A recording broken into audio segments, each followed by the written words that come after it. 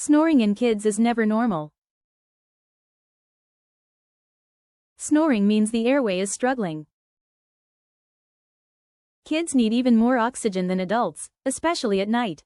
Snoring can signal blocked airflow, mouth breathing, enlarged tonsils and narrow palate. It impacts sleep, growth, learning, and behavior. We assess your child's airway gently and thoroughly. Quiet sleep equals healthy sleep. Book your child's airway assessment today.